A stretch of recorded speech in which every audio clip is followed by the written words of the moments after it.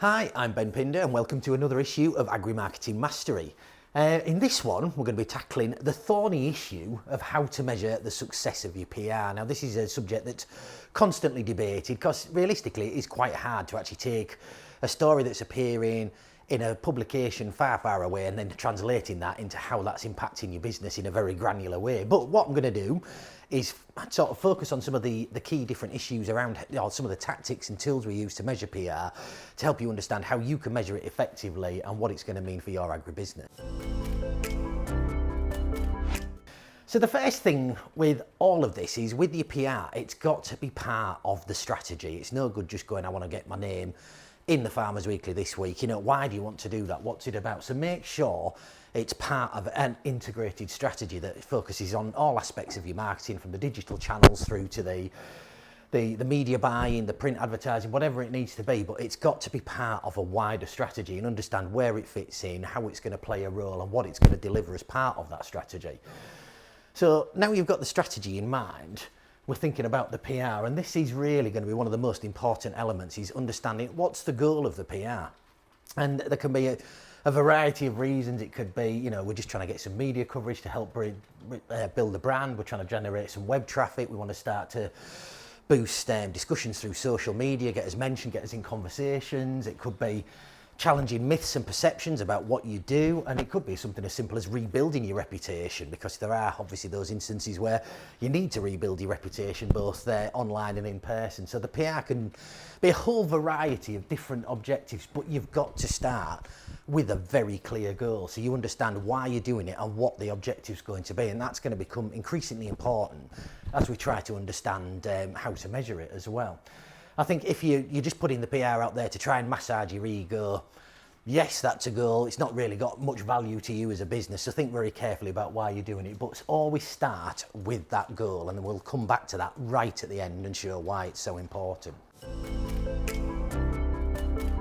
So when we start to look at the tools and the tricks about how we actually measure the impact of PR and how it's translating into business success for you, we'll start with the elephant in the room, which is AVE. An advertising equivalent value is essentially looking at whatever you get in terms of coverage, what that space would have cost you if you paid for the same amount of space as an advert. So in some instances, yes, it's going to give you a good indication. It'll give you a concrete cash value, which some businesses would like to see in terms of what the PR is delivering. If people are throwing AVE stats at you, it's got to be AVE that's actually relevant. Is it in the right publication? Is it speaking to the right people? So always take those with a pinch of salt, because you can guarantee that you could get a story, chuck it into a scraper site that's just going all over the world and it's just scraping content. It's not really getting read by anyone, but effectively it's generating huge amounts of AVE. So you could be blinded by the numbers, but actually it's not really translating into any business success. So think very carefully about AVE. So going into some of the more, I suppose, the traditional aspect tools in terms of measuring PR, is the first one's obviously media coverage. I've sort of touched on that with the AVE, but are you getting some really good media coverage? You know, we use a service where we get clippings so we can actually see where it's being picked up, who's running what they're saying about it. So you can start to see which publications you're going into, how much coverage you're getting, how you're being mentioned, things like that. And then that also leads us into readership as well. So you can start to use readership numbers to actually start to measure that PR as well. You know, if it's going in the Daily Telegraph, that's something we recently got a client involved in. You're going to see some big numbers for that in terms of readerships, probably 200, 220,000. And, you know, you can start to build up a picture that way. You know, how is it being perceived? How many people are actually getting in front of? And that's a really good metric to use against your PR.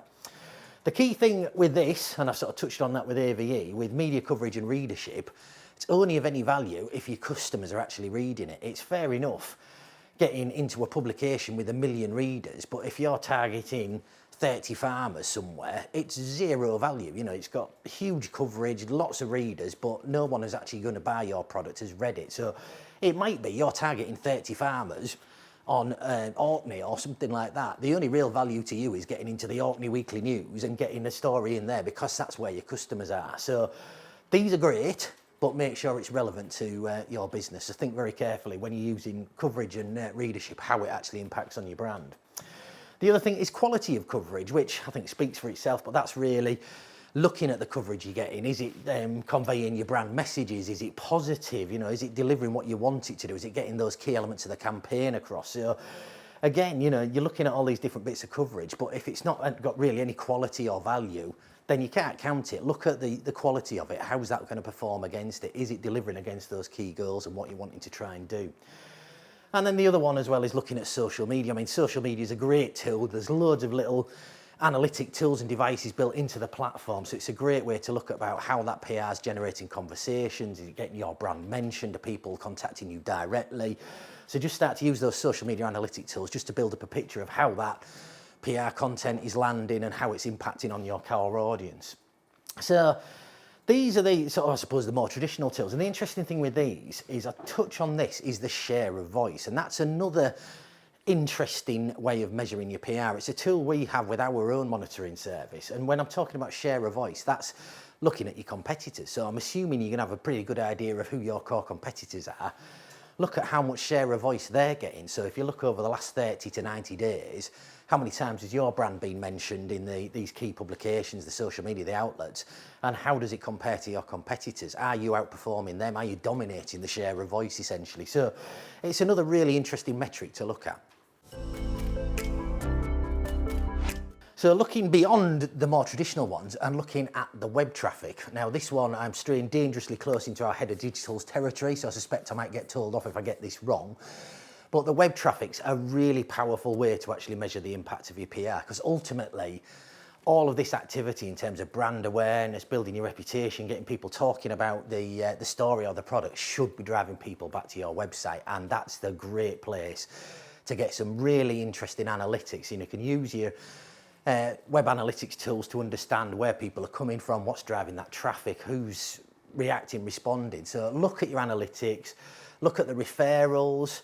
I mentioned backlinks because this is the holy grail in SEO, is if you can generate one of the big publications to actually include a link back to your website or a link to a key campaign, it's worth its weight in gold in terms of actually helping to improve the value of your website, the SEO stuff.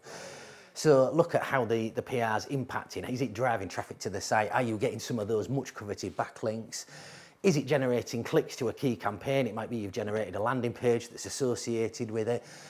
All of this is helping to provide some insights, some data, some actually cold hard data to show how the PR's landing and what impact it's having as it's coming into through your digital channels. You know, is it boosting your domain authority as well? So think about all of these different elements, because a good PR campaign is going to feed in across that strategy. As I said at the beginning, it should be supporting the whole marketing strategy. And if the PR's landing, it's going to be generating data in the web traffic as well. So look at that and how that's going. Some of the other minor elements, well, not the minor elements, but other elements you can also look at. And this is one of the key things about this, is when you're measuring PR is you've got to look at the whole holistic picture. You need data coming in from your media cutting service, from your website, from your social media feeds, but also from across the business. And that brings me to sales leads. You know, is it translating into sales leads? So look at the sales teams. Are they getting more leads coming through because of the PR campaign? Ask people when they're picking up the phone and contacting you, where did you hear about us? Was it the PR story? Again, it's just going to help build up a picture about how the PR's landing and what impact it's having. So make sure you're looking at every aspect of the business, not just at how much media coverage you're getting, but go right through to the sales guys as well and say, is this generating extra leads for you? The other one is reputation. Obviously, is it improving your reputation? Are you being seen more? Is your brand more aware? So just think about how your brand's being perceived. It's a little bit harder to measure, but obviously you'll be going out there, talking to customers, appearing at agricultural events and shows. Are people more aware of it? Have they got a more positive feel to it? Have they got more of a connection to your brand? You know, this is all about how it's impacting your reputation, so think about that. And then I suppose the final element of this is market research. Now, it does have a lot of value. It might be a little bit more onerous, but if you do market research, you know, if you look at last year's market research, you know, how did that position you? What were customers thinking, etc., etc. Do some market research now that you've run a series of PR campaigns. Has that moved the needle? Has it changed the dial? And it's another way to get some really valuable insights into how your PR and your wider marketing strategies are actually impacting. You know, did they see you in the Farmers Weekly? Did they read about you in this? Or did you hear you on the podcast? Whatever it needs to be. But using that market research, again, helps to shape up some insights into how it's impacting. And finally, you've got all of these insights, you've got lots of things, and as I say, try and bring a holistic view together, you know, actually put it all together to understand the true impact of the PR. It's all right just going, we got 1 million readers for that last press release, that's great, but what did that translate into all of this? You know, did you get more traffic, did you get more sales, is your reputation improve? So make sure you're bringing it all together and understanding it that way. And the final point is bring it back to that original goal. That's the true measurement. So really what I'm saying here is you started out at the very beginning with a very clear goal to generate more media coverage and some more web clicks, improve your reputation, whatever it needs to be. If you go back to that original goal at the end of all this and say, did it do that? Did it achieve this? That's the true measurement. So go back to that original goal.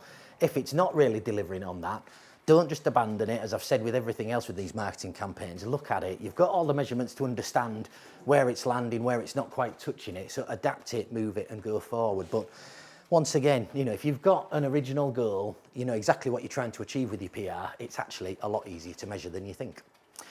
So that's it for this week. Thank you very much. If you've got any questions, as always, get in touch and we'll see you in the next video. Thank you.